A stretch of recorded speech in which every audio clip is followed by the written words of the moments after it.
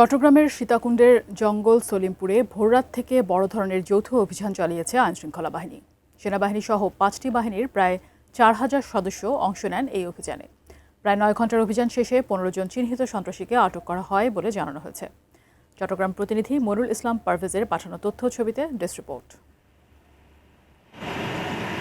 সোমবার ভোররাত থেকেই চট্টগ্রামের সীতাকুণ্ডের জঙ্গল সলিমপুরের পাহাড়ি জনপদ ঘিরে ফেলে যৌথ বাহিনী।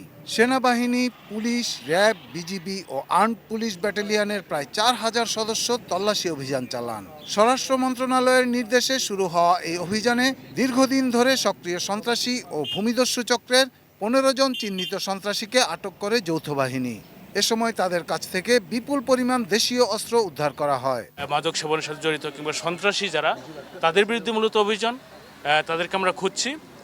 কয়েকজন আসামি ইতিমধ্যে গ্রেপ্তার করা হয়েছে, তাদেরকে আসলে যাচাই বাছাই করা হবে এবং অভিযান শেষ হলে প্রকৃত অর্থে বলা যাবে যে কতটুকু অভিযানটি সফল হয়েছে। এই জায়গার উপর আমাদের পূর্ণ অধিকার প্রতিষ্ঠিত হয়েছে।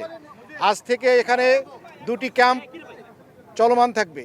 বাংলাদেশ পুলিশের একটি ক্যাম্প এবং র্যাপিড অ্যাকশন ব্যাটালিয়নের একটি ক্যাম্প, 2টি ক্যাম্প এখানে চলমান থাকবে। কোয়ালিটি সম্পন্ন আন্তর্জাতিক মানের still bar CSRM, committed for better still.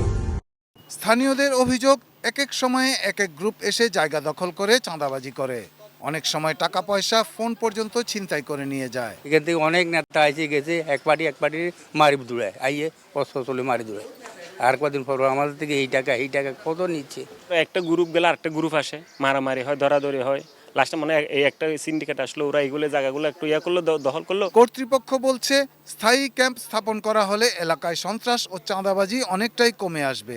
সমবেতভাবে এই অভিযান পরিচালিত হলো এবং আমরা এই এলাকার উপরে যে সরকারের কর্তৃত্বের একটু সমস্যা ছিল সেটা দূরীভূত হয়ে পূর্ণ কর্তৃত্ব প্রতিষ্ঠিত হলো। এখন নিয়মিতভাবে যে সমস্ত পরিকল্পনা এখানে করা হয়েছিল সেগুলো বাস্তবায়নের লক্ষ্যে কাজ করে যাব। চলতি বছরের 19 জানুয়ারি একই এলাকায় অভিযানে গেলে দুষ্কৃতিকারীদের হামলায় 4 র্যাব সদস্য আহত হন। পরে চট্টগ্রাম সিএমএইচে চিকিৎসাধীন অবস্থায় মোতালেব হোসেন মারা যান। Shahidul Rana, desk report, ATN news.